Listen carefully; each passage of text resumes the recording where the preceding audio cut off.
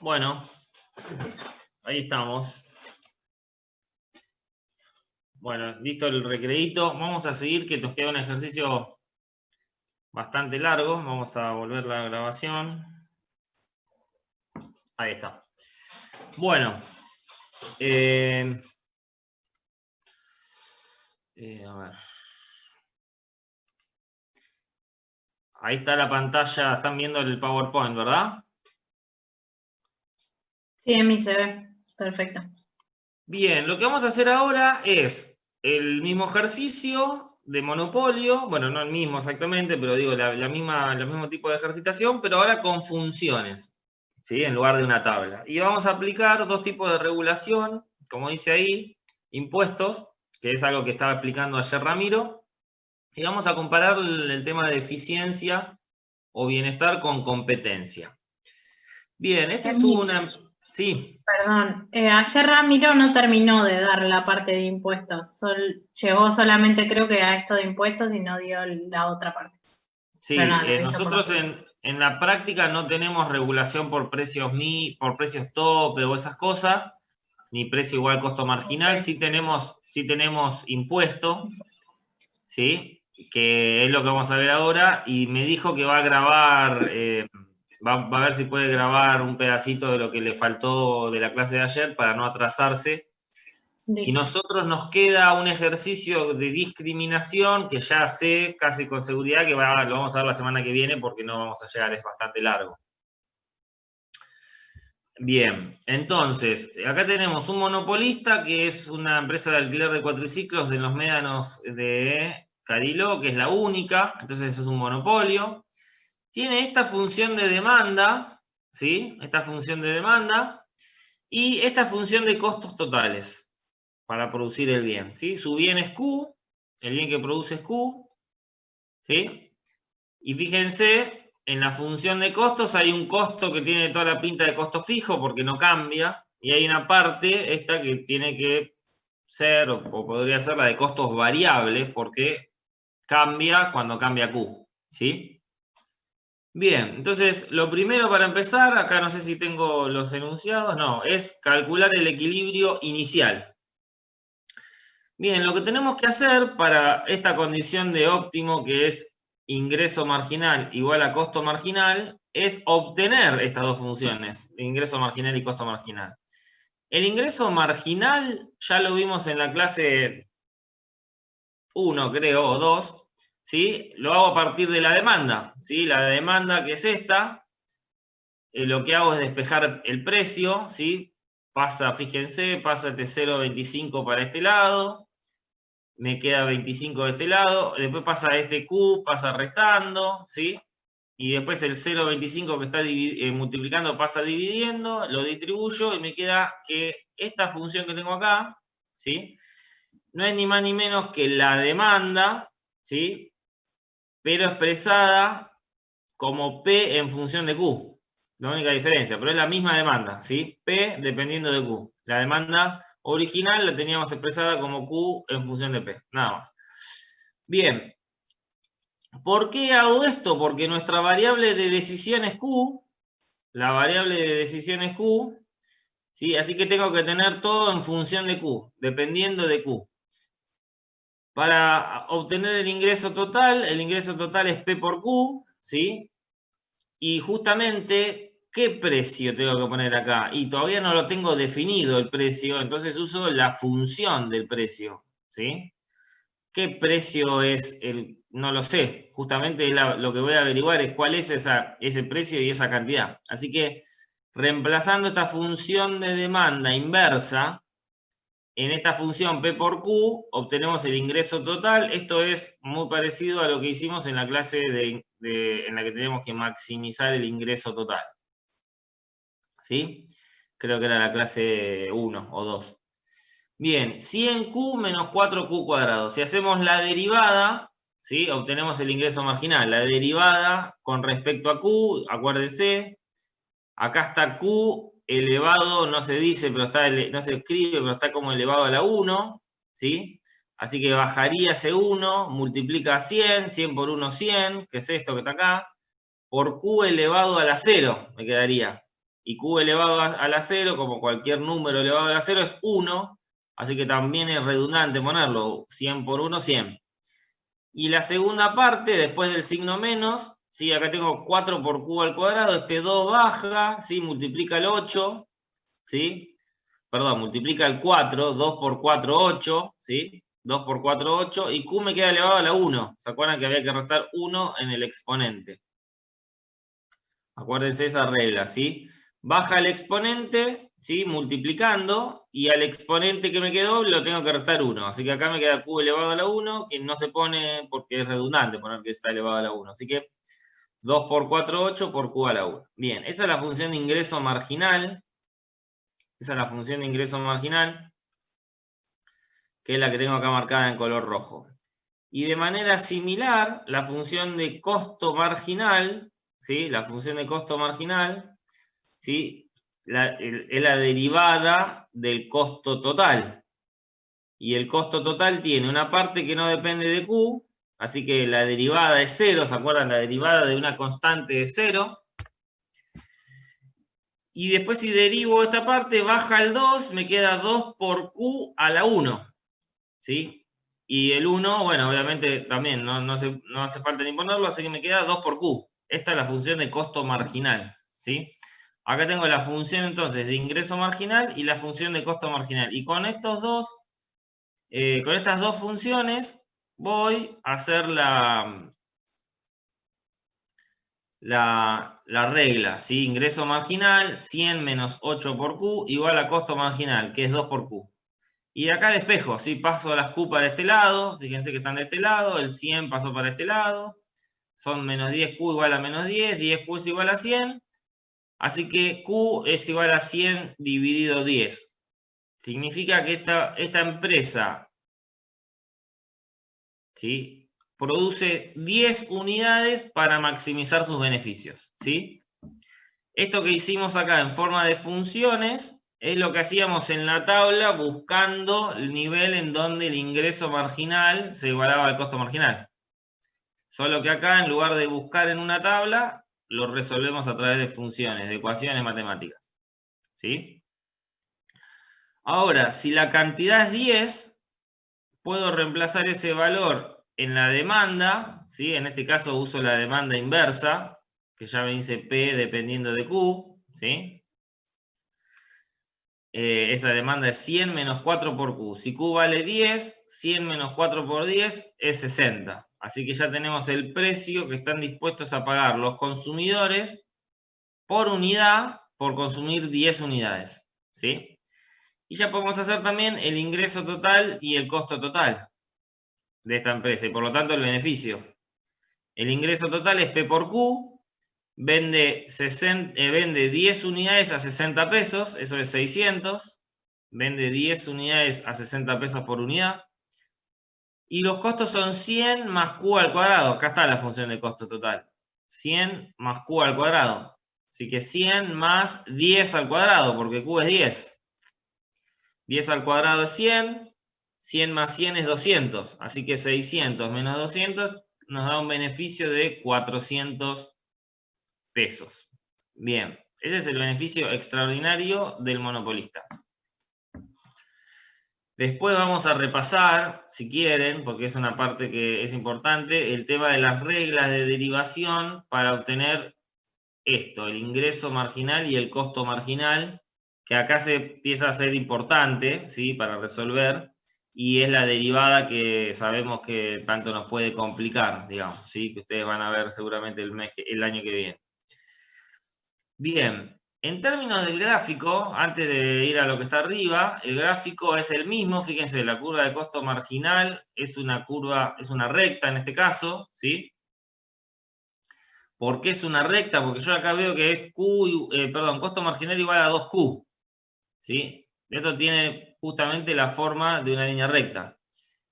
Tengo la demanda, ¿sí? La demanda también es una línea recta, ¿sí? En este caso, la demanda es Q igual 25 menos 0,25 por P. Eso significa que si el precio fuera 0, ¿sí? Si el precio fuera 0, la cantidad sería 25, es este valor que está acá. ¿Sí? ¿Y qué valor tiene que tener el precio para que la cantidad sea 0? Bueno, si el precio fuera 100, 100 por 0, 25 es 25, 25 menos 25, 0. ¿Sí? Así que para el precio de 100 la cantidad es 0 y es este valor que marcamos acá. El ingreso marginal, fíjense, más, podemos verlo acá también, ¿no? En esta función de demanda inversa, si la cantidad fuera 0, esto se me va y me queda que el precio es 100. ¿Sí? 100. Y el ingreso marginal, fíjese, 100 menos 8Q es casi igual que la función de demanda inversa, pero con el doble de pendiente. ¿Sí? Arranca desde 100 y tiene pendiente menos 8, el doble. ¿Sí? Que justamente es lo que vemos acá, esta función ingreso marginal que tiene el doble de pendiente de la demanda. ¿Sí? Pero arranca del mismo punto 100. En donde se cruzan ingreso marginal y costo marginal, ¿sí? Donde se cruzan ingreso marginal y costo marginal, que es acá, ¿sí? Ahí está el máximo, perdón, el óptimo de la empresa que produce 10 unidades, dijimos, ¿sí? Cuando produce 10 unidades, va al mercado y ve cuánto están dispuestos a pagar los oferentes. Es este punto A. Los oferentes, dijimos, estaban dispuestos a pagar el precio de 60. Vuelvo acá, lo tenemos, ¿sí? El precio de 60. ¿Sí? Y lo otro que nos faltaría para marcar este área verde, que son los beneficios totales, es cuál es el costo medio de producir cada una de estas 10 unidades. Y eso, a ver si está respondido por acá. No, no está, pero lo podemos calcular bastante fácil, porque el costo medio es el costo total dividido Q. ¿Sí? Ese es el costo medio. Y fíjense, el costo total lo sacamos hace un rato, es 200. ¿Sí? Cuando produce 10 unidades, tiene un costo de 200. Lo sacamos en este pedazo. Así que esto es 200. Y dijimos que produce 10 unidades. Así que esto es 20. 200 dividido 10, 20. Este valor de 20 nos determina este rectángulo. Da la casualidad que justo pasa por donde corta el costo marginal al ingreso marginal, pero pudiera no ser el caso, ¿sí? Después, creo que en el punto siguiente vamos a ver que no necesariamente se cortan los tres por acá, ¿sí? El costo medio podría pasar, por ejemplo, por acá arriba. No sé, por decir algo, ¿sí? Y el rectángulo me quedaría acá. Me quedaría acá, ¿sí? No sé si se llegó a entender, pero voy a hacerlo con otro color. El costo medio, que en este caso está bastante plano, pero acuérdense que tiene forma de U. El costo medio, este es el costo medio total. Costo medio total. ¿Sí? No necesariamente pasa por este punto donde se cortan el ingreso marginal y el costo marginal, ¿sí? Eso en este caso se dio en medio de casualidad. Podría ser el caso de, por ejemplo, que pase por, no sé, voy a hacer un caso así medio, no se corta otra vez por acá, pero vamos a ver. Esto del lapicito es bastante complicado. ¿Sí? ¿Me siguen? El costo medio podría tener esta forma. Y no necesariamente cortar por acá. En ese caso, el punto que nos determina el rectángulo sería este. El punto que nos determina el rectángulo verde sería este y quedaría un rectángulo más arriba. ¿Sí? Después con el correr de este ejercicio vamos a ver estos más casos para el costo medio total. Bien. Bueno, ahí entonces ya tenemos el precio que es 60, la cantidad que es 10, el beneficio total que es este rectángulo que está en verde. Y una cosa que nos pide este ejercicio es cuál es la elasticidad de la demanda en el punto de equilibrio. Es en este punto A. ¿Sí? La elasticidad precio de la demanda en el punto A. ¿Sí? Y usamos acá hay 3 fórmulas de la elasticidad. La primera, esta es la segunda y esta es la tercera. Que es lo mismo, no es ni más ni menos que ordenar factores en una ecuación, y son todas iguales, pero acá tenemos una particularidad. Este pedacito, delta Q sobre delta P, es la pendiente de la demanda. Y es lo que vamos a usar. Esa es la pendiente de la demanda. ¿Sí? Y es lo que vamos a usar acá. Delta Q sobre delta P por P sobre Q. La pendiente de la demanda es menos 0,25. ¿Por qué? Bueno, porque lo vemos en la demanda, ¿sí? ¿Cómo cambia Q cuando cambia en P? Acá nos dice que es 0,25 con el signo menos. Igual siempre la elasticidad precio de la demanda nos tendría que dar un número negativo, así que nos podemos olvidar del signo, ¿sí? Pero esto es delta Q sobre delta P, es la pendiente de la demanda, ¿sí? Por eso lo usamos acá. La pendiente de la curva de demanda, 0,25. Y los otros datos, P y Q, son los que representan este punto A. ¿Cuál es el precio? El precio es 60, ¿sí? 60. ¿Y cuál es la cantidad? La cantidad es 10, ¿sí? Así que tengo 0,25 por 60 dividido 10, eso da 1,5. Algo que explicó Ramiro ayer es que en el punto de equilibrio del monopolista, siempre la elasticidad de la demanda va a ser mayor que 1. ¿Sí? Eso es porque, como vimos en la clase 1, creo, o 2, en este lugar donde el ingreso marginal se hace 0, ¿sí? Acá la elasticidad en términos absolutos es igual a 1. ¿Sí? Y para acá arriba, para el lado de arriba, la elasticidad mayor que 1, ¿sí? Y para acá abajo, para este tramo de acá abajo, la elasticidad es menor que 1, ¿sí? Entonces, por una cuestión matemática de construcción, digamos, del modelo, por así decirlo, ¿sí? Y, digamos, podemos demostrar que el monopolista siempre está en el tramo de la demanda donde la elasticidad es mayor que 1. ¿Sí? Creo que algo ayer habló Ramiro, y es porque, ¿se acuerdan? En el punto donde el ingreso marginal se hace 0, ahí está la elasticidad igual a 1. ¿Sí? Ahí está la elasticidad igual a 1. Pero como el monopolista tiene que igualar el costo marginal con el ingreso marginal, el costo marginal casi siempre va a ser mayor que 0. Entonces, si tiene que ser mayor que 0 el costo marginal, también va a ser mayor que 0 el ingreso marginal, y significa que voy a estar de este lado en la demanda. ¿Sí? De este lado, hasta acá. ¿Sí? Hasta este punto medio, digamos, por decirlo de alguna manera. Bien. ¿Se entendió eso? ¿Cómo vamos? Hasta acá con la situación inicial, digamos, la situación inicial. Más el tema de la elasticidad es más o menos lo mismo, salvo que lo hicimos ahora a partir de fórmulas, ¿sí? Con la demanda obtenemos el ingreso marginal y con el costo total obtenemos el costo marginal. De igualar esas dos condiciones obtenemos la cantidad que maximiza para la empresa los beneficios, entonces de ahí ya podemos sacar el precio y justamente los beneficios máximos posibles, que son 400 pesos. ¿Sí? ¿Alguna duda? ¿Se entendió? Sofi, el chat, ¿todo bien?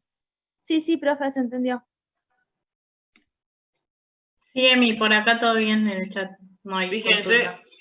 Fíjense una cosa que, digamos, yo no lo he dicho, pero que siempre el gráfico es más o menos siempre el mismo, ¿sí? La demanda, ¿sí?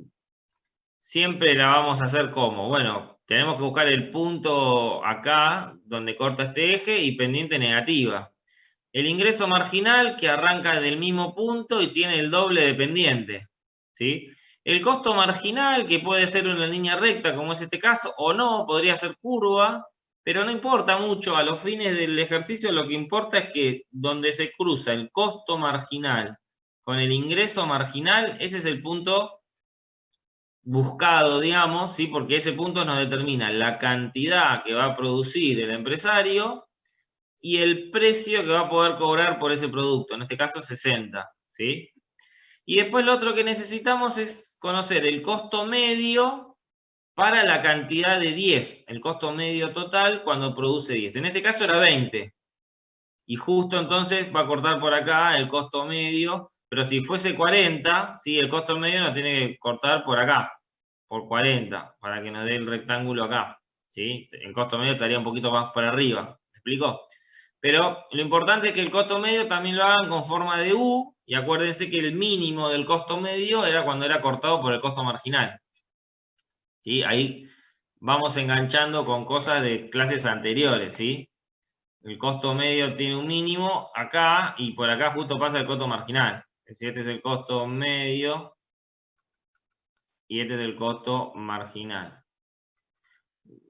Pueden hacerlo más chato o no tan chato, como en este caso el costo medio total es muy chato, pero no importa. Pero siempre el mínimo es cuando se corta con el costo marginal. Eso acuérdense, es de la clase de costos. Bien. Bueno, si estamos bien con el equilibrio inicial, vamos a ver cuál es la diferencia de un mercado monopolio con uno competitivo, ¿sí? Esto lo hizo ayer Ramiro. Lo que vamos a hacer nosotros es ponerle números.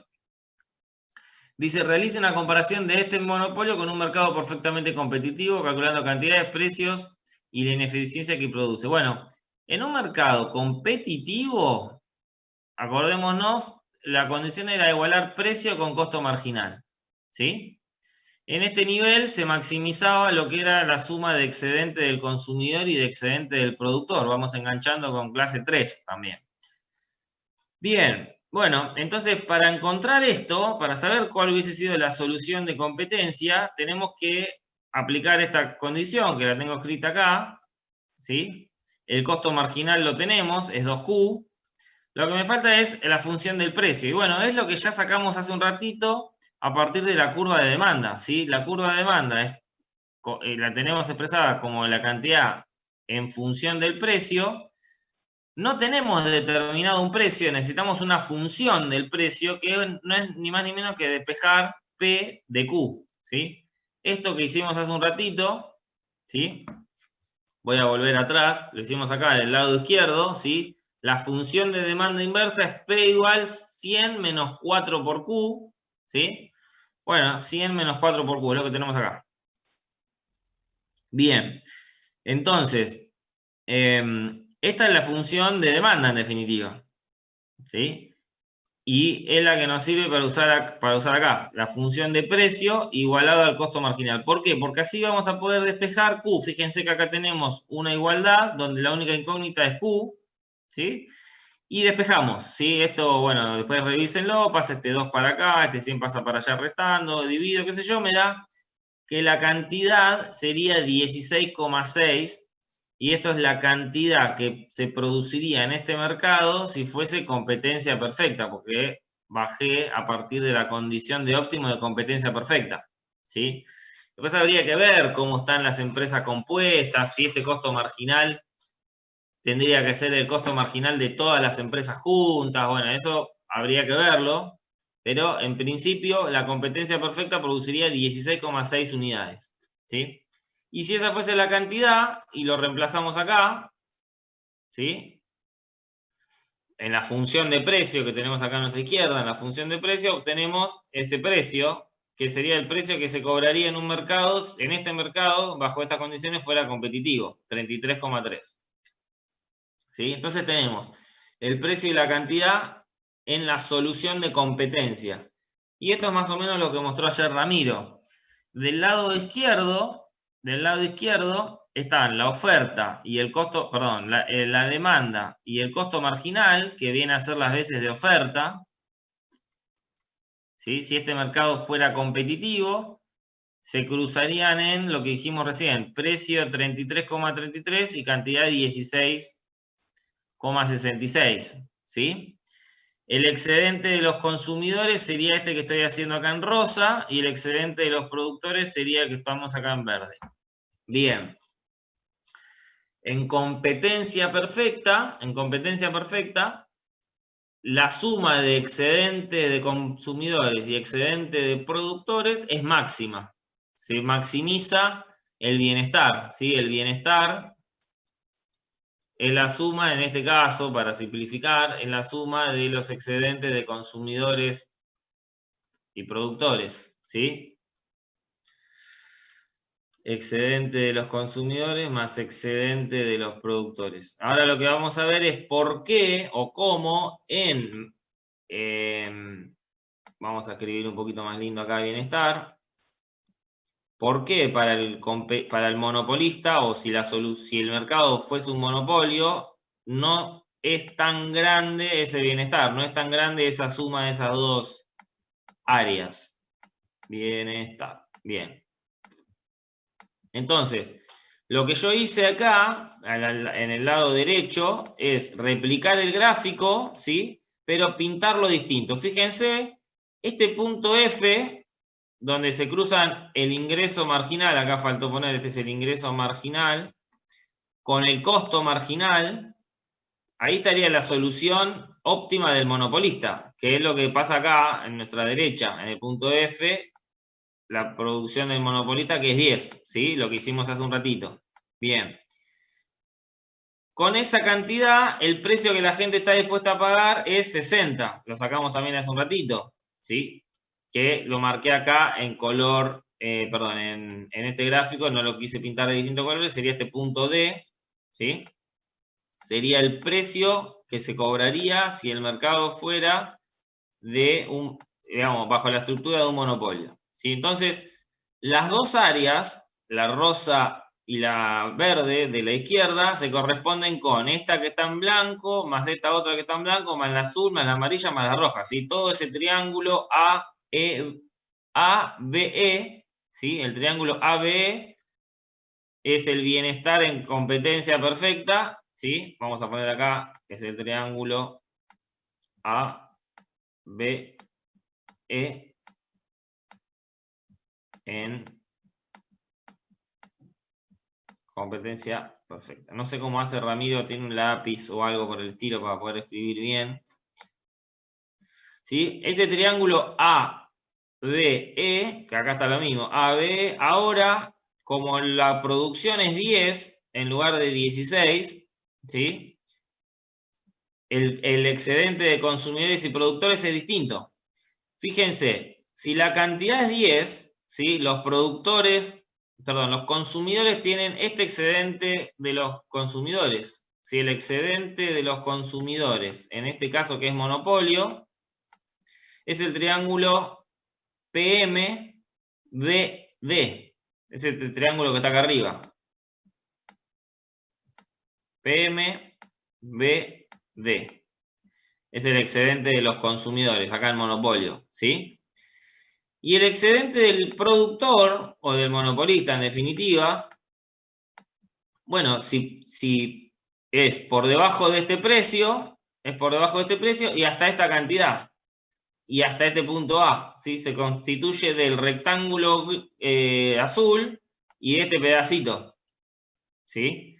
Sería una figura PM de F A, ¿sí? Ese sería el excedente del productor. ¿Me siguen hasta ahí? ¿Se entendió? Hay que comparar la de la derecha con la de la izquierda, ¿sí? Para ver que ahora la suma de excedente de consumidores y de productores en esta estructura de monopolio, ¿sí? Es menor, porque me quedó, este triángulo amarillo y rojo me quedó afuera. No es excedente ni de los consumidores ni de los productores, porque la cantidad ahora es 10. ¿Sí? Y lo que sí hay, este rectángulo azul, es un pedazo de excedente de los consumidores que ahora se lo apropió, ¿sí? Es este pedazo que está acá.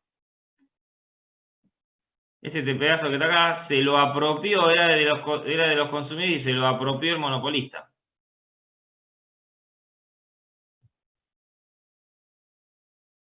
¿Sí? ¿Se entendió? ¿Alguna duda? ¿Alguna consulta? Y es largo el ejercicio. Fíjense lo siguiente. Acá la clave es digamos, comparar los dos gráficos, obviamente, ¿no? Pero digo, la clave es tener bien identificado el bienestar en el caso de competencia, del lado izquierdo, ¿sí? El bienestar, ¿qué es? La suma de excedente de consumidores y de productores. El rosa, que es el excedente de los consumidores, y el verde, que es el excedente de los productores. Entonces, en competencia perfecta, es todo este área. A, B, E, ¿sí? Este triángulo. Es la suma de los dos triángulos, a su vez. Lo que pasa ahora que hay un monopolista es que se corta. Ahora se corta acá. Es como si hacemos un hachazo acá. ¿Sí? Se corta. Y lo que me queda a la derecha, que está acá en amarillo y rojo, es excedente que se perdió. Excedente de consumidores y de productores que se perdió. Si se pierde excedente, se pierde bienestar. Así que la suma de estos dos se llama pérdida social neta o pérdida de bienestar por la presencia del monopolista. ¿Sí? Ahora, por un lado tenemos que se pierde bienestar porque hay un monopolio, ¿sí? De este lado está el monopolio, de este lado la competencia perfecta. Pero por otro lado vemos que además el monopolista, en su condición de tal, se apropia una parte, la que está acá pintada en azul, que antes era excedente de los consumidores, ahora se la transforma en excedente de productores, ¿sí? El excedente del productor ahora es este área con forma de un paralelogramo, o no sé cómo se llama, es una figura irregular, ¿sí? Porque no tiene lados iguales, que es desde acá, desde A, hasta F, hasta D y hasta PM, ¿sí? Todo este área ahora es el excedente del productor. Y si lo comparo con antes, este azul antes estaba acá adentro, pertenecía al consumidor, ¿sí?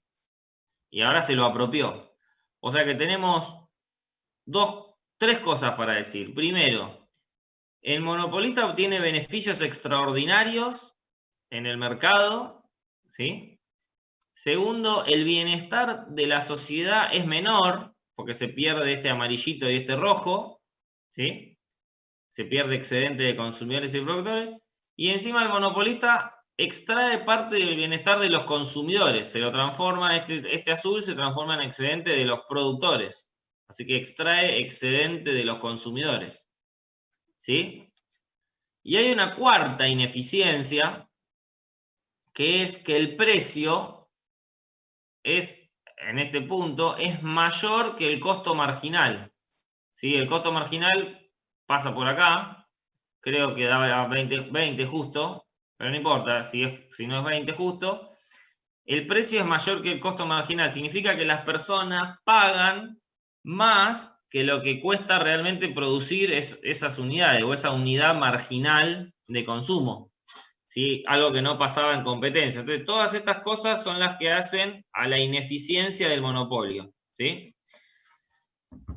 Extrae excedente de los consumidores, tiene beneficios extraordinarios, el bienestar total de la sociedad es menor y el precio es superior al costo marginal de producir esa unidad que consume el consumidor, ¿sí? ¿Se entendió? Acuérdense de esas cuatro cosas. Ahora vamos a ver, bueno, acá está el cálculo, ¿sí? El cálculo de esta pérdida irrecuperable de eficiencia o pérdida social neta, ¿sí? Ese área de los triángulos amarillo y rojo, haciendo base por altura sobre 2, ¿sí?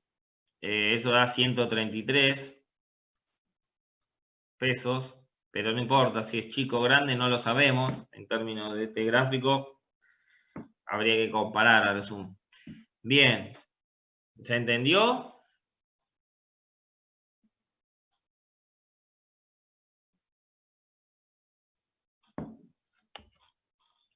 ¿Alguna duda? Mira, acá en el chat me dicen que sí. Que Bien. se entendió.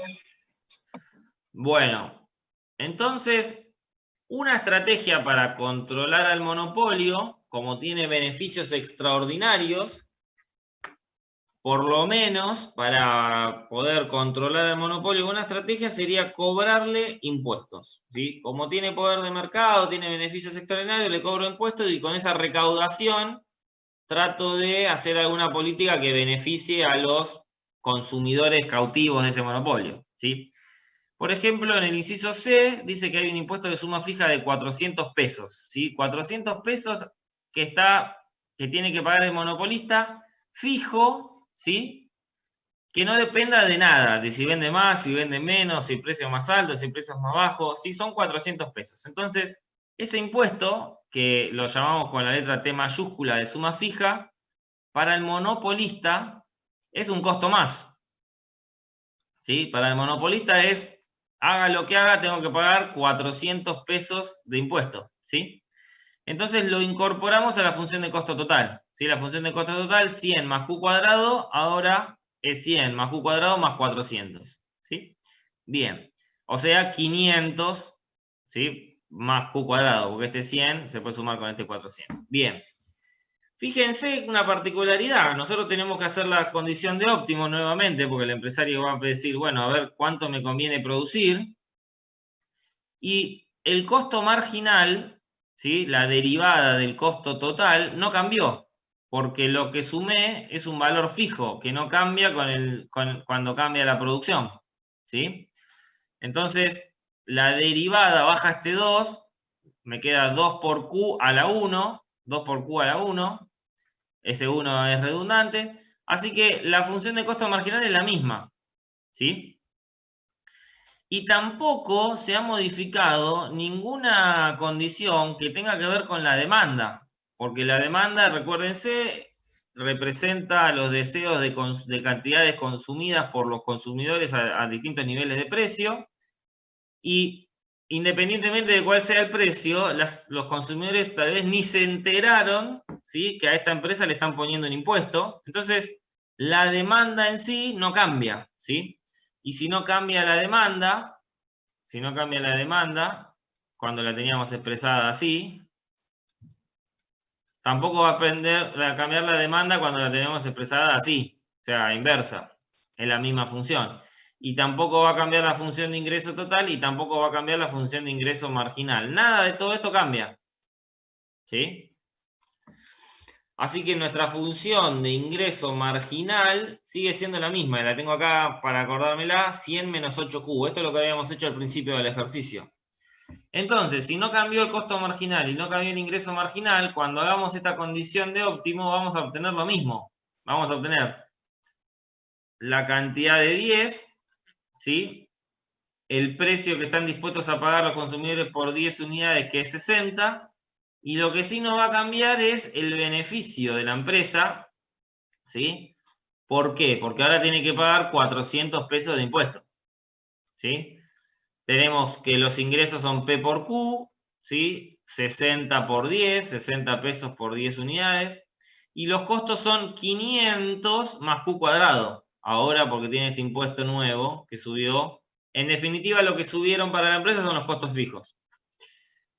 Bien, 500 más Q cuadrado, Q es 10, así que 500 más 10 al cuadrado, 500 más 100, 600, el beneficio da 0. Eso significa que son beneficios normales, lo que da 0 son los beneficios por encima de lo normal, ¿sí? Beneficios normales. O sea, la empresa sigue existiendo porque sigue habiendo una retribución para el empresario. Bien. Obviamente que este impuesto de 400 no fue casualidad, ¿sí? Sino que pusimos un impuesto de 400 porque habíamos visto que esta empresa tenía beneficios de 400 acá, ¿sí?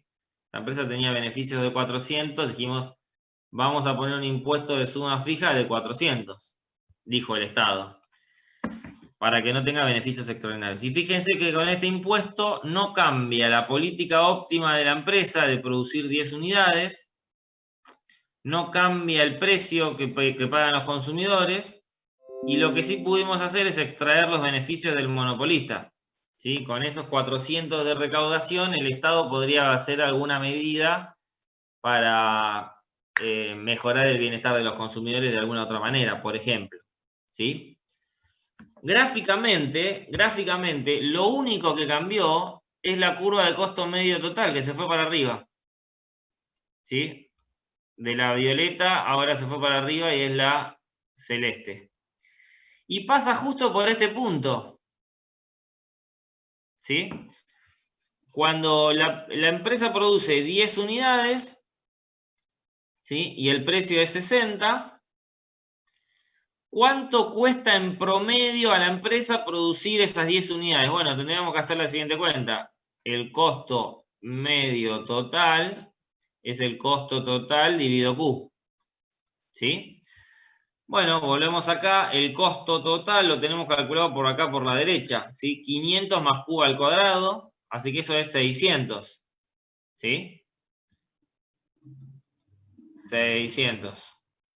Y la cantidad dijimos que es 10. Así que esto da 60. O sea que es igual el precio que cobra el monopolista con cuánto cuesta producir en promedio cada unidad. Y entonces el beneficio extraordinario por unidad vendida va a ser 0. Le cuesta 60 lo que vende a 60. ¿Sí? Entonces va a haber beneficio extraordinario 0. Obviamente el impuesto estaba pensado justamente para eso, como dije recién, y por eso el costo medio total sube hasta ese punto. No cambia ni el costo marginal, ni la demanda, ni el ingreso marginal. ¿Sí? Bien, si hubiese puesto un impuesto en lugar de 400, vamos a poner acá con violeta, si el impuesto hubiese sido de 800, por ejemplo, bueno, el costo medio total me va a pasar por acá arriba. ¿Sí? Si hubiese puesto un impuesto mucho más alto que 400. Pero en ese caso, al monopolista lo voy a hacer trabajar a pérdida. ¿Sí? Y si en el largo plazo nada cambia, el tipo va a terminar saliendo del mercado y no voy a recaudar nada porque no va a haber empresa y no va a haber producto. La gente también se va a quedar sin consumir. ¿Sí? Entonces, el impuesto tampoco puede hacer que la empresa se quede a pérdida porque me termino quedando sin mercado. Si el impuesto no hubiese sido de 400, sino de, no sé, 200, por ejemplo, bueno, el costo medio total me hubiese quedado por el medio. ¿Sí? Y hubiese quedado un beneficio si el impuesto en lugar de 400 hubiese sido, por ejemplo, de 200, me hubiese quedado un beneficio por acá. Todo este área sería el beneficio. ¿Sí? Pero elegimos un impuesto grande para que sea justo un impuesto que extrae los beneficios del monopolista exactamente. ¿Sí? Lo importante es que no hace que el monopolista cambie sus decisiones de producción, porque no cambia el costo marginal, fundamentalmente. Bien, este es el impuesto más fácil y más sencillo, pero generalmente los impuestos tienen una lógica un poco más complicada y nunca sabemos bien por qué. Por ejemplo, en este caso tenemos un impuesto como opción B, ¿sí? Ahora suponiendo que en lugar del impuesto de suma fija, ¿sí? Se pone un impuesto de 50 pesos por unidad. ¿Sí? Un tributo o un impuesto es lo mismo, 50 pesos por unidad. En este caso, como eran alquileres, 50 pesos por alquiler. O sea que si el empresario alquila más veces el producto, va a pagar más impuestos. ¿Sí? Si vende 100, va a pagar 50 por 100. Si vende 200, va a pagar 50 por 200. ¿Sí? Vende o alquila, en este caso lo mismo. Bien, entonces la forma en la que cambian los costos ahora es distinta. Ahora al costo total, ¿sí? De la empresa, le tengo que agregar 50 pesos, esto es T minúscula de 50 pesos por unidad. ¿Sí? Por unidad, por Q. Todavía no sé cuánto va a ser Q. Por ahora es una función, no un número. Así que esto se incorpora de esta manera, ¿sí? El costo total era 100 más Q cuadrado y ahora se incorpora más, porque es un costo más para la empresa, 50 por Q, 50 por unidad. Así que la función, bueno, acá va un 2. La función ahora es 100 más 50 por Q más Q cuadrado. Y cuando hago la derivada para obtener el costo marginal, ahora sí tengo este término que cambia cuando cambia Q. Entonces la derivada ya no es lo mismo que antes. Ahora sí me cambia el costo marginal, porque si vende más, tiene más costo. La derivada de esto es, si acá hay el Q está como elevado a la 1, baja el 1, multiplica 50 y me queda Q elevado a la 0. 50 por 1 es 50, más 2Q. Esta parte es igual que antes y esta parte es la que se agrega, digamos, ¿sí? Entonces, el costo marginal me cambió. Lo que no me cambió, por el otro lado, es lo mismo que dijimos hoy, ¿sí? La demanda no cambió, el precio, el precio que están dispuestos a pagar a determinada cantidad depende de los consumidores, ni se enteran si la empresa paga o no impuestos. Así que lo que hace a las preferencias se mantiene. Así que cuando volvemos a hacer esta condición, tenemos el ingreso marginal, que es el mismo, 100 menos 8Q, ¿sí? Y el costo marginal que cambió, 50 más 2Q. Y de hacer este despeje, después mírenlo en el PDF, así acelero un poquito, me queda que ahora la cantidad óptima que quiere el empresario producir es 5. ¿Sí? De despejar acá, o sea, de esta condición, que ya sabemos es la condición de maximización de beneficios,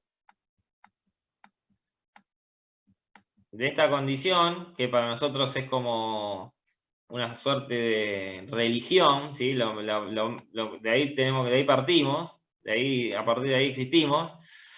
Bueno, de esa condición surge que quiere producir 5 unidades, y con la misma mecánica, bueno, si el precio fuera 5, si la cantidad fuera 5, ¿cuál es el precio que están dispuestos a pagar los consumidores? Bueno, ahí nos sale la cuenta, es 80. Están dispuestos a pagar un precio de 80 pesos por unidad. Ahora lo vamos a ver gráficamente para que se entienda mejor. Y finalmente, los beneficios de la empresa. Bueno, ahora vende 5 unidades a 80 pesos, recauda 400. Y tiene estos costos, 100 como costos fijos, 50 por unidad, 50 por 5, que es lo que paga de impuestos, y Q cuadrado, que es 5 al cuadrado, que es el costo variable, el otro costo variable, ¿sí? Así que me queda 80 por 5, 400, y por acá me queda 100 más 250 más 25, esto es 375. Fíjense que el empresario se acomoda y sigue teniendo beneficios positivos, ¿sí?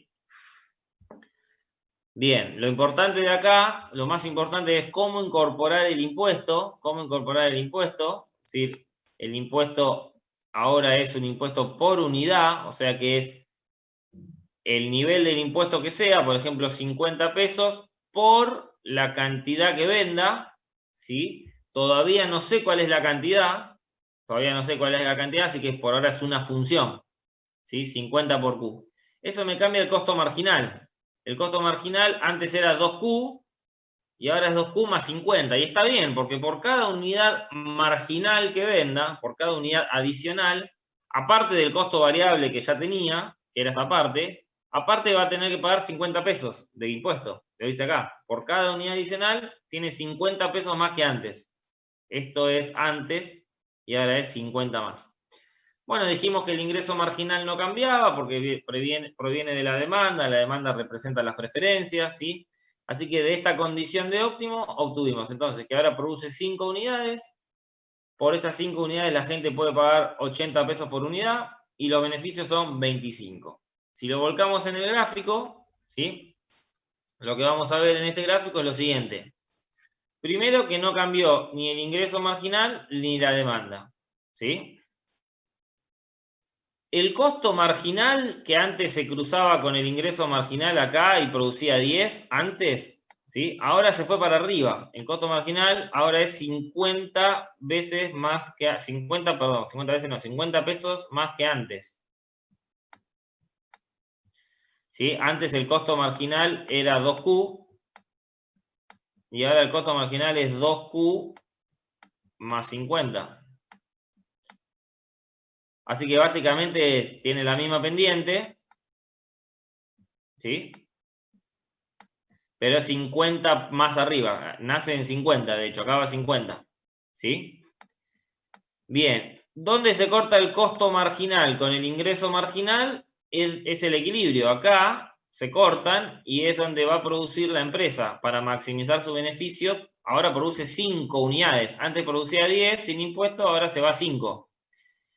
Y a esa cantidad de 5, si voy hasta acá, hasta la demanda, esa demanda me dice que están dispuestos a pagar como máximo 80 pesos. Es el nuevo precio del producto, 80. ¿Sí? Bien, el hecho de que pague impuestos hace que los costos también de la empresa hayan subido, porque ahora paga los costos de siempre y además paga impuestos, 50 pesos por unidad. Así que la curva de costo medio total también se va para arriba. También se va para arriba. Yo siempre les digo, cuando ustedes lo tienen que representar, no tenemos mucha información para representarlo. En este gráfico, esto lo hizo la profe de la comisión 2, si no me equivoco. Ella hizo curvas bastante planas, ¿sí? Pero acuérdense que el costo medio total tiene forma de U, ¿sí? Siempre esto es muy importante, la construcción a partir de las clases, ¿no? Esto lo vimos en la clase 6, si no me equivoco, ¿sí? Costo medio total tiene forma de U. Y en el mínimo pasa el costo marginal. Bueno, acá está el mínimo y está el costo marginal. Cuando era este otro costo, acá está el mínimo y está el costo marginal, ¿sí? Bien. Y lo que tenemos que graficar es una zona de beneficios positivos, porque dijimos que era 25 los beneficios. Lo que significa que, y acá se cortó, a ver si tengo un color naranjita, ¿va? La curva de costo medio total que viene por acá, sigue por acá, así, ¿sí? Vamos a hacerlo bastante bien, ¿eh? Y el punto relevante es que para el nivel de producción de 5 unidades, el costo promedio de producir 5 unidades tiene que ser menos que 80. ¿Sí? Yo nunca les voy a pedir una precisión porque hay que hacer un montón de cálculos, pero es fácil. Si tiene beneficios positivos, como vemos acá, lo que vende a 80 le cuesta producirlo un poquito menos de 80. De hecho, los beneficios, 25, son un número chiquito. Antes tenía 400, ahora un número chiquito. Bueno, entonces, este punto, que es donde el costo medio total corta, esta línea vertical al nivel de 5 de producción, tiene que estar por abajo de 80. No sé cuánto será, debe ser 75 por ahí. ¿Sí? Lo podemos calcular si quieren, pero no importa. Lo importante es que este área verde que me queda acá representa los beneficios del monopolista. Bien, freno un minuto. ¿Se entendió este ejemplo?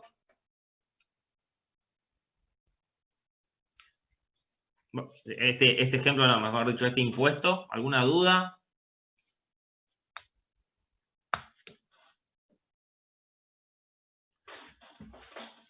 Me voy a prender la luz porque no sé si me están viendo, pero acá ya está medio oscuro.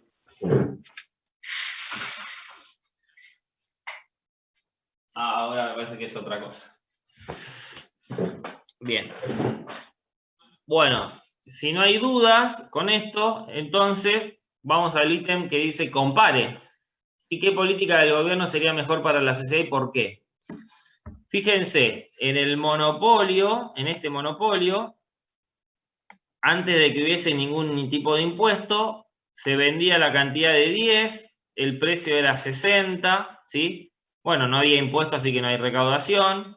El beneficio del monopolista era 400 y nos quedó, que no lo calculamos, pero lo pueden sacar, el excedente del consumidor es 200, ¿sí? Era 200. Este 200 de excedente del consumidor sería lo que estoy pintando acá, ¿sí? En rojo ahora. Este 200 es este triángulo que es hasta el precio por debajo de la curva de demanda. ¿Sí? Por debajo de la curva de demanda hasta el precio de 60. Bien. Con el impuesto de suma fija, no cambió la cantidad que produce el monopolista, por lo tanto el precio que está la gente dispuesta a pagar es lo mismo. el Estado recauda 400, el monopolio deja de tener beneficios y como no cambió ni precio ni la cantidad, el excedente del consumidor es el mismo que antes. ¿Sí? Este es el impuesto de suma fija T mayúscula. Y con el impuesto por unidad, que es el impuesto T minúscula para nosotros, siempre usamos la letra T minúscula, la producción vimos que se reducía a 5, el precio de mercado subía a 80, la recaudación era 250, es menor, es 250 porque el impuesto era de 50 pesos y se venden 5 unidades, 50 por 5, 250, ¿sí? El beneficio del monopolio, se ajustaba el monopolio y seguía obteniendo beneficios de 25, ¿sí?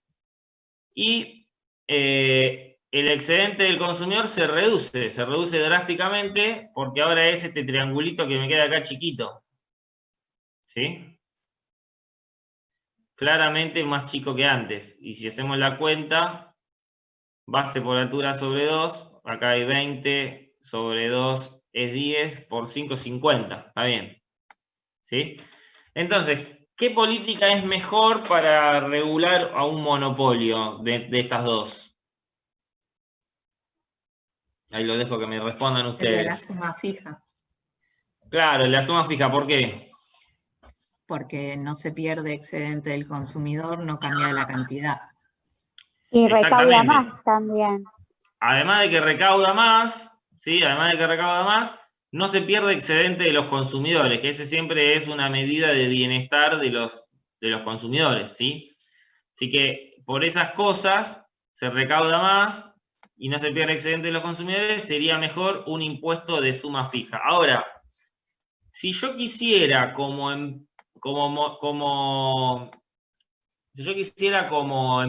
Estado, como gobierno, como Estado, que el monopolista produzca más unidades, ¿sí? Que antes. ¿Qué se les ocurre que pudiera hacer para que produzca más unidades que antes? Los subsidios. Bien, Ailén. ¿De qué tipo? ¿De qué tipo subsidio? ¿En qué sentido? ¿De qué tipo? ¿De suma fija, por unidad, porcentual, con nombre y apellido? De suma fija, porque estoy en el impuesto de suma fija. Si yo le cobro un impuesto de suma fija, él no cambia ni la cantidad ni el precio porque no cambia ni su costo marginal ni su ingreso marginal. Si Sí. yo le doy un subsidio de suma fija, tampoco va a cambiar ni su costo marginal ni su ingreso marginal. Ok. O sea, Entonces, el subsidio, acuérdense la siguiente regla, el subsidio funciona exactamente igual, exactamente inverso a un impuesto. ¿Sí? Lo exactamente inverso al impuesto. Entonces, si acá el impuesto por unidad hizo que baje la cantidad, si yo le doy un subsidio para que aumente la cantidad, tendría que darle un subsidio por unidad. ok. ¿Sí? Piénsenlo nada más como el inverso. El inverso, lo totalmente el inverso del impuesto, que es cobrarle, es darle plata. Ahora, con esto aumentaría la cantidad. Pero ¿qué más tengo que hacer? Si no me van a matar, si estoy subsidiando un monopolio, me agarran los medios y me matan. ¿Qué más tengo que hacer? Tengo que aumentar la recaudación. Perdón. A ver, Ana. Garantizarle a los productores que ganen también.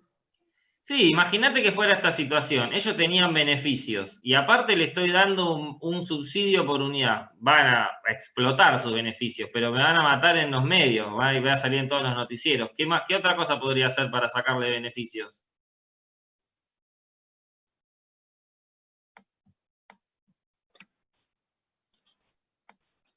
Acá en el chat me ponen bajar el precio. Supongo que Bueno, pero el precio acá es una atribución del mercado, ¿sí? Cuando sale la empresa a producir tantas unidades, sale a venderlo al precio máximo que están dispuestos a los oferentes a pagar por ese precio. Sí, podría haber una política de precio tope pero no lo vimos acá en la práctica y no está dentro de este mapa. Dentro de este mapa, lo pueden ustedes estar viendo, hay una medida para sacarle beneficios a la empresa sin que cambie las cantidades. Y está en la pantalla. ¿Cuál es? Me lo dijeron hace un rato.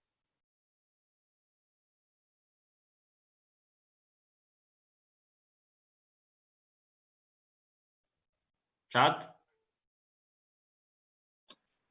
Alguien. Ay, bueno, para. Un impuesto de suma fija, dicen. Perfecto. ¿Quién dice? Mayra y Diego. Y era Justo. lo que habían dicho yo al principio, ¿o no? Pero, bueno, perdón, no te Y escuché. el otro impuesto que queda es el impuesto por unidad, ¿o no? Perdón, yo acá le estoy dando un subsidio por unidad. ¿Sí? El subsidio por unidad me ayuda a que aumente la cantidad.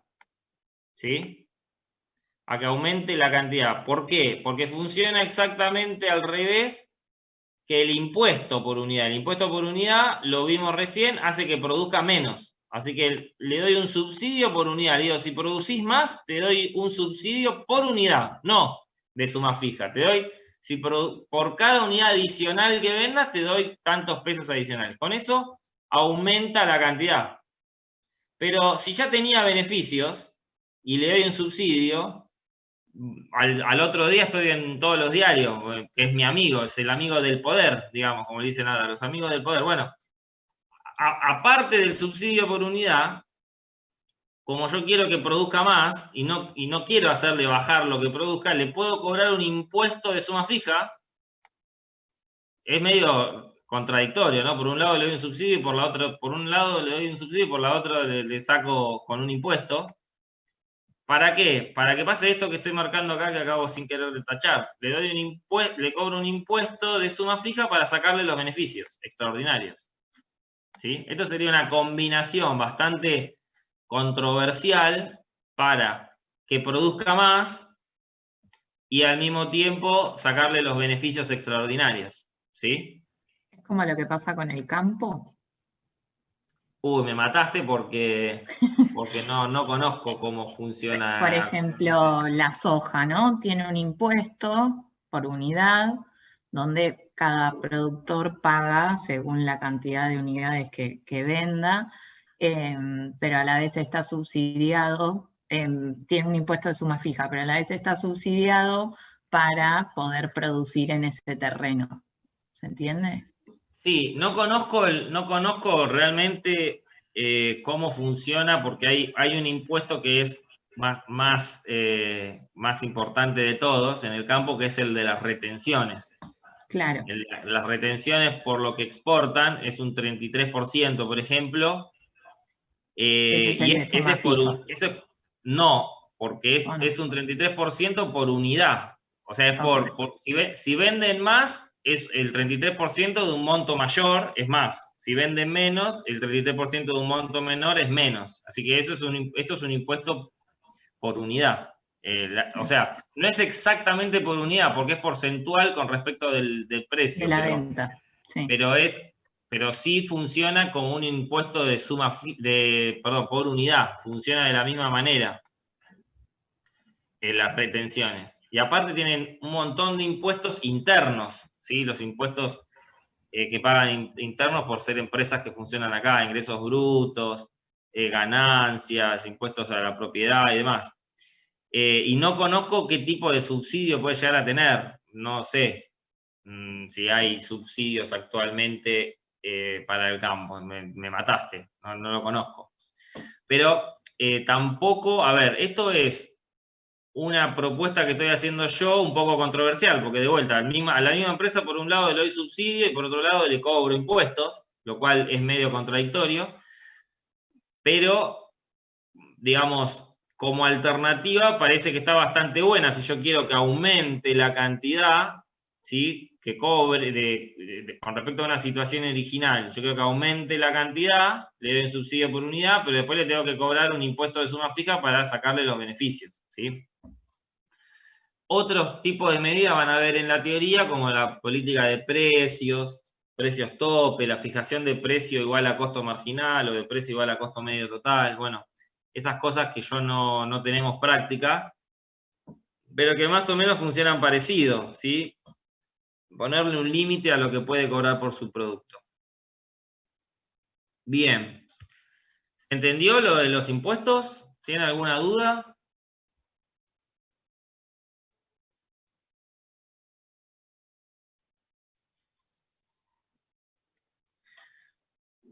Bueno, para terminar,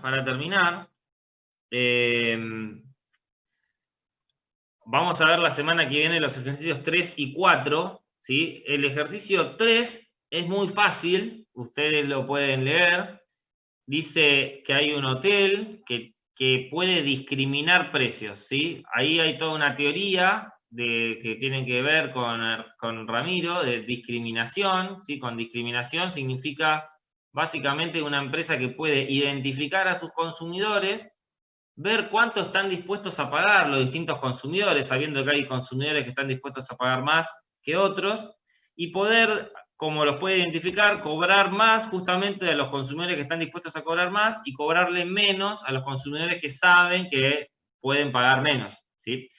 De esta manera, lo que hace el empresario discriminador, acá está en el contexto de un monopolio, pero muchas veces pasa que no hace falta que sean monopolios para hacer discriminación de precios. Lo que hace el monopolista discriminador es apropiarse del excedente de los consumidores, básicamente, ¿sí? Sacar excedente de los consumidores y mejorar sus beneficios. Y entonces, yo les dejo esto para que lo vean, con esto cerramos. Un hotel tiene estos costos fijos, ¿sí? Supónganse 50.000 mensuales, y un costo variable medio de 100 pesos por unidad, ¿sí? Pero, che, cómo se me va el cosito, eso hoy no me había pasado. Bueno. Y después tiene que puede vender 500 unidades a 250 pesos. Ahora, si pudiera discriminar esas 500 unidades, están acá, sabe que se las puede vender a varios tipos de consumidores. A los jubilados, que están en realidad dispuestos a pagar menos, les cobra 140 pesos por noche. A los estudiantes, que también tienen poder adquisitivo bajo, les cobra 160 por noche. Y al resto, que son consumidores con mayor poder adquisitivo, les cobra 350 pesos por noche, ¿sí? Básicamente, ¿por qué? Porque ve que hay jubilados, estudiantes, incluso el ejercicio podría decir que como a los jubilados les cobran menos, capaz que vende más que 500, porque en lugar de tener algunos pocos jubilados, tiene más jubilados que vienen al hotel, ¿sí? Y lo mismo con los estudiantes. Pero bueno, con estos números, ¿sí? Con estos números, la idea es obtener cómo mejoran los beneficios del monopolista, ¿sí? Independientemente de que extrae excedente de los consumidores, sube su beneficio extraordinario. Entonces, muestro rápido los números, porque ya terminamos. Si vende 500 unidades a 250 pesos, recauda 125.000, ¿sí? Sus costos fijos son 50.000, más el costo variable, que es 100 por unidad, ¿sí?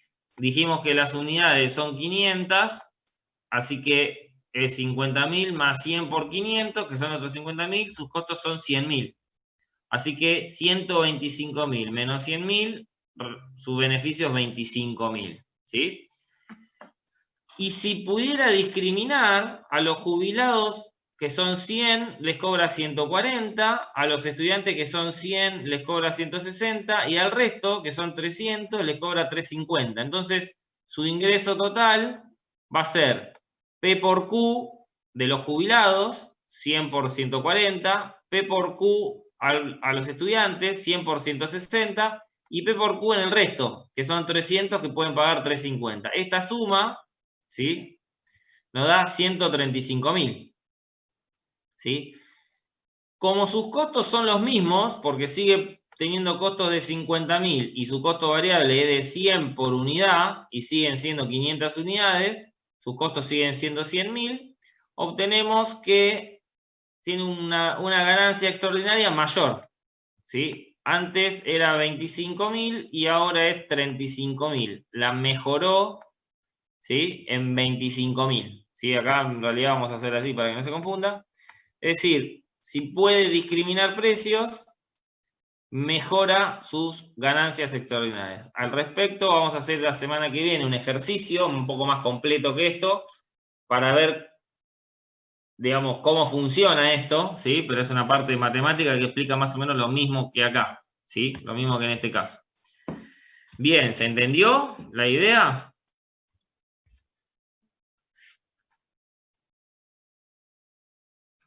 ¿Alguna consulta?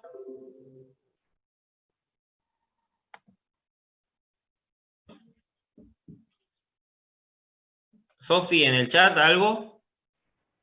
Ahí justo mandaron. No, dicen que sí, que se entendió.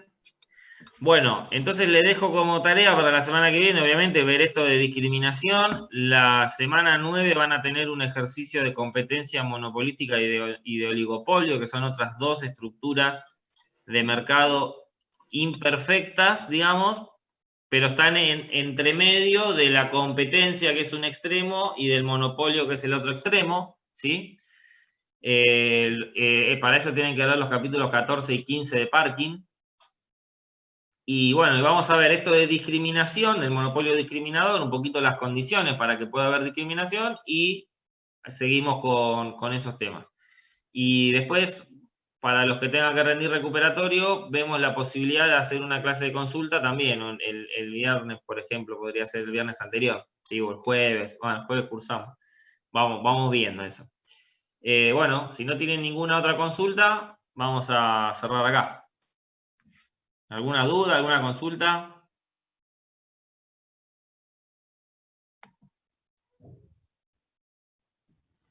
No, creo que entre los subsidios y los impuestos se nos quemó la cabeza, así que ya después de eso. Acuérdense, el impuesto de suma fija no me hace cambiar ni la cantidad ni el precio El precio. del Sí. monopolista. Y el impuesto por unidad, sí, me hace bajar la cantidad. Entonces, si yo le doy, al contrario, un subsidio por unidad, lo podría inducir a producir más. Pero si es un monopolio, si tiene beneficios extraordinarios, ya hay una pérdida de bienestar, etcétera, etcétera, si le doy un subsidio, me van a querer matar. Entonces, tendría que compensarlo con un impuesto que podría ser, por ejemplo, de suma fija. Claro, por eso decía lo del campo, porque para mí el problema del impuesto con el campo fue justamente eso, que los productores agropecuarios no querían, o sea, que son monopólicos obviamente, porque están en una sola parte, no querían, además de ya los impuestos que tienen, tener que pagar una suma fija, adicional, como para seguir perdiendo, y para el Estado era como, bueno, ya tenés un montón de ganancias, devolve algo. Y ese fue el problema con la votación de la ley. Vos hablás de lo de la 225 de hace como 10 años o de 15 las retenciones. Años. Sí, que sí. O lo de las retenciones. Sí, perdón, tengo 33 años, hace 10 años tenía la edad de los chicos. No sé cuándo fue lo de la 225, hace más o 2008 menos. 2008 me parece. 2008, bueno, hace unos 12 años. Bueno, era más chica todavía. Sí, a ver, una cosa que siempre va a pasar es que cuando hay que recaudar, siempre vas a buscar recaudar de las empresas de los más grandes. Que veas, claro, que veas que tienen más ganancias, más beneficios. Ahora, la forma es cómo recaudar tratando de no inferir tanto en las condiciones, porque, digamos, como ya vimos desde la clase 3 o 4, vos pones un impuesto y se perjudican los consumidores y los productores. Exacto. Entonces, vos le querés sacar a uno, pero perjudicás a todos también. Entonces, sí, porque el precio sube, obvio. No solamente tiene que ver el cómo y el dónde poner el impuesto, sino también cuánto bienestar estás dispuesto a ceder para lograr tu otro objetivo, que es recaudar en este caso. Sí, el equilibrio nuevo, claro. Claro. En el caso del monopolio, de vuelta, darle un subsidio al monopolio sería algo medio controvertido, Pero bueno, yo lo planteo más que nada para que lo piensen como posibilidad. No se da, creo que no se da en la realidad, ¿sí? La parte de impuestos sí, pero pasa que, bueno, los impuestos hay que ver cómo se aplican en diversas formas que influyen distinto, digamos. Así que bueno, la semana que viene la seguimos y bueno, listo, voy a cerrar acá porque ya el profe de la próxima clase en cualquier momento me cierra la sesión. Así que muchas gracias, chicos, nos vemos la semana que viene. A ustedes, Chao, gracias. profe, nos vemos. Hasta luego, Chao. nos vemos.